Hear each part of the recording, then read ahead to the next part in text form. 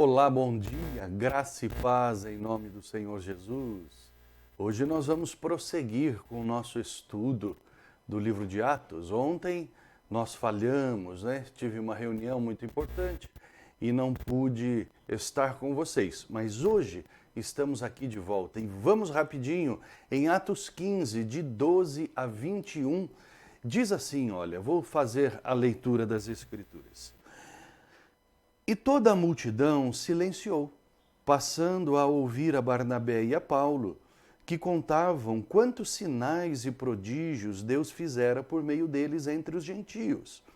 Depois que eles terminaram, falou Tiago, dizendo: Irmãos, atentai nas minhas palavras. Expôs Simão como Deus, primeiramente, visitou os gentios a fim de constituir dentre eles um povo para o seu nome. Conferem com isto as palavras dos profetas, como está escrito: cumpridas estas coisas, voltarei e reedificarei o tabernáculo caído de Davi, e levantando-o de suas ruínas, restaurá-lo-ei, para que os demais homens busquem o Senhor, e também todos os gentios, sobre os quais tem sido invocado o meu nome. Diz o Senhor, que faz estas coisas conhecidas desde séculos. Pelo que julgo, não devemos perturbar aqueles que dentre os gentios se convertem a Deus, mas escrever-lhes que se abstenham das contaminações dos ídolos, bem como das relações sexuais ilícitas, da carne de animais sufocados e do sangue. Porque Moisés tem em cada cidade, desde tempos antigos, os que pregam nas sinagogas, onde é lido todos os sábados. Bom, irmãos, muito bem. Nós estamos aqui em pleno concílio de Jerusalém. Já estudamos os concílios, já sabemos o que é, sabemos que são reuniões para decisões muito importantes para o prosseguimento da igreja. Já falamos de gentios, de judeus, já falamos de muitas coisas. E tudo isso que nós estamos aprendendo nesse estudo, estudando as Escrituras, vão trazendo mais sentido e profundidade àquilo que nós vamos lendo depois. Muito bem.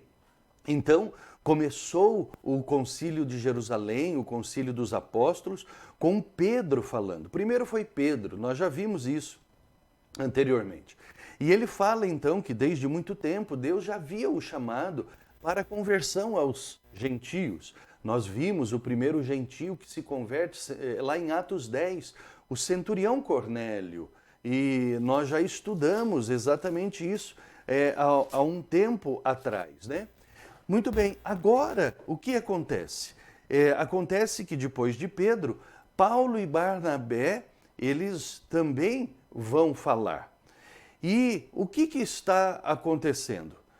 Está acontecendo que a igreja está tendo um conflito muito grande. Como nós vimos, a igreja ela nasceu no seio judaico, E os gentios, aqueles que não são judeus, começam a se converter, estão num número grande, porém, há ali um conflito entre eles, entre judeus e gentios.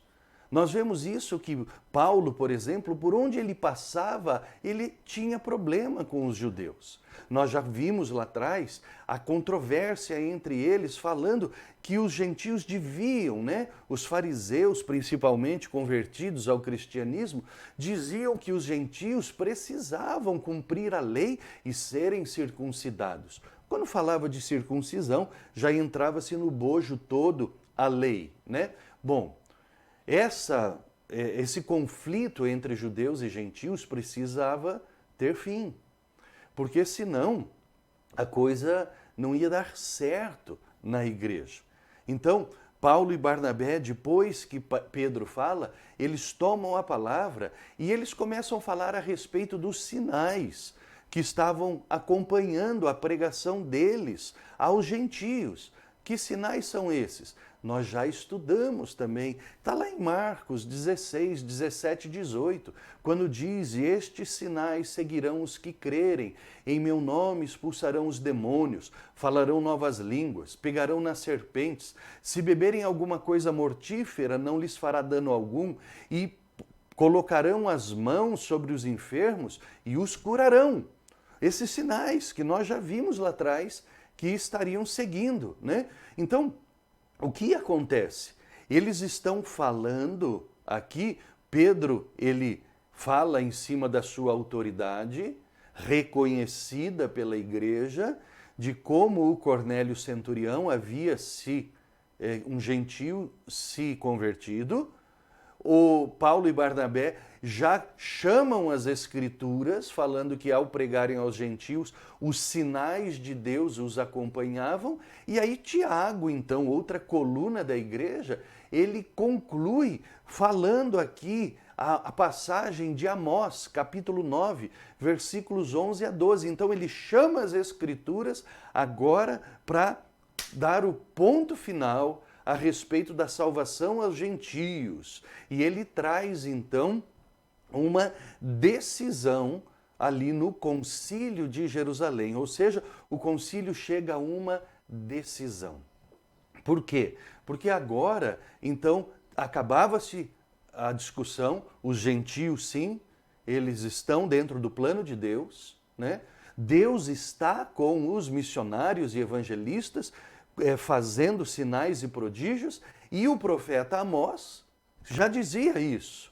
É cumprimento da profecia de Deus, dada através de Amós. E aí eles chegam então a uma decisão. E eles falam assim: então, julgo que não devemos perturbar os gentios que se convertem com a lei.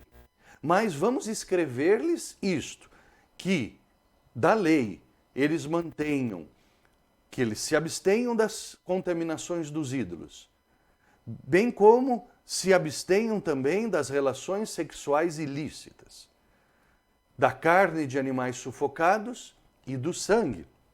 E aí ele fala: olha, em cada cidade existe uma sinagoga. Nós mandemos essas cartas para as sinagogas para que elas sejam lidas então ali, né? E esta decisão, que tipo de decisão que foi? Foi uma decisão dupla.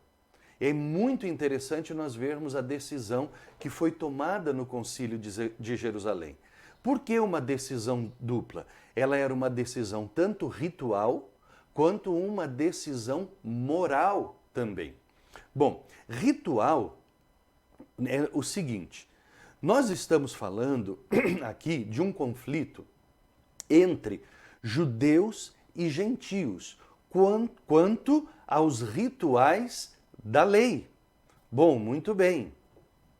Então, ali, inspirados pelo Espírito Santo, como eles tinham esses problemas de conflito com a lei, se os judeus, eles mantivessem a lei dentro da igreja, os gentios não iam aguentar. Mas se não tivesse também algumas coisas, judeus teriam um problema do contato social com os gentios. Então, no que tange aos rituais, o que aconteceu? Foi pedido, então, aos gentios que eles não se submetessem à lei, mas que eles guardassem 4 situações somente, né? Dessas 4, 3 estavam de acordo com os rituais dietéticos dos judeus, das alimentações dos judeus. Então, aqui, quando eles falam, olha, abstenham-se dos alimentos que são oferecidos aos ídolos. Fala também um pouco mais para frente no versículo 29, né, da carne de animais que foram mortos por sufocamento, está falando aqui carnes de animais sufocados, né? E também fala do sangue destes animais que foram mortos, para que não se ingerisse o sangue desses animais mortos por sufocamento, certo? Então, para que os gentios, não ritualmente falando, que eles se abstessem disso, porque daí então o que acontecia? Acabava o problema do relacionamento social com os judeus. Então, era uma decisão, por um lado, por um campo ritual, mas e por um outro lado, também por um campo moral, que tanto judeus quanto gentios, por um lado da moralidade, eles tinham que se abster, então, da idolatria, da indecência sexual, certo? Que mais aqui? Da contaminação dos alimentos, como nós já falamos, e do sangue, num sentido agora não relacionado aos animais que foram mortos por sufocamento, mas o derramamento de sangue, ou seja, de não investir contra outros seres humanos. Então, o que estava falando no campo moral? De se manter uma unidade no corpo através de um relacionamento perfeito entre o corpo, independentemente se são judeus ou gentios, e tomar muito cuidado no relacionamento com a sociedade para não se contaminar com os valores pecaminosos da sociedade. Isso estava muito, meus irmãos, ligado, sabe ao quê? Aos 10 mandamentos, certo? O que aqui eles trazem de volta é a lei moral de Deus, os 10 mandamentos. Porque quando nós olhamos isto aqui, fazendo um contraponto lá com Êxodo 20:10, por exemplo, né? Vou voltar a minha Bíblia aqui em Êxodo 20, capítulo 20, versículo 10, né? Então, olha aqui, que ele vai falar aqui, por exemplo, quando fala assim, olha, não terás outros deuses, né, perante mim. Idolatria, que está lá, certo? Não farás imagens de escultura, idolatria, né? E assim vai indo. Não tomarás o nome do seu Deus em vão, né? Também entra na idolatria. Fala aqui também sobre o descanso, aí chega aqui, ó, honra teu pai e tua mãe, certo? Relacionamento entre eles, não matarás, não derramarás sangue, certo? Então, assim por diante. Ou seja, aqui o que eles estão trazendo é uma grande parte dos 10 mandamentos, que é a lei moral de Deus. Então vai falar, nós não precisamos seguir a lei. Epa, mas espera aí, o Concílio de Jerusalém está de acordo com os 10 mandamentos, que é a lei moral de Deus. Aqui é uma decisão moral, né? E as decisões morais de Deus, elas não caem, não são abolidas. As rituais, sim, foram, mas as morais, não. Olha que coisa tremenda e maravilhosa. Aí a gente vai vendo como toda a Escritura está interligada. Você acha que isso aqui, as Escrituras, elas não são divinas? Como não? Né? Como não? 16 séculos praticamente depois, 1.500 anos depois, né, de Êxodo 20, eles levantam aqui uma decisão, porque lá foi dada pelo Espírito Santo e aqui também. É o mesmo Deus. Que coisa tremenda que as Escrituras nos trazem. Amém, meus queridos? Muito bem, amanhã nós voltamos, se assim Deus o permitir, em nome do Senhor Jesus. Fique na paz.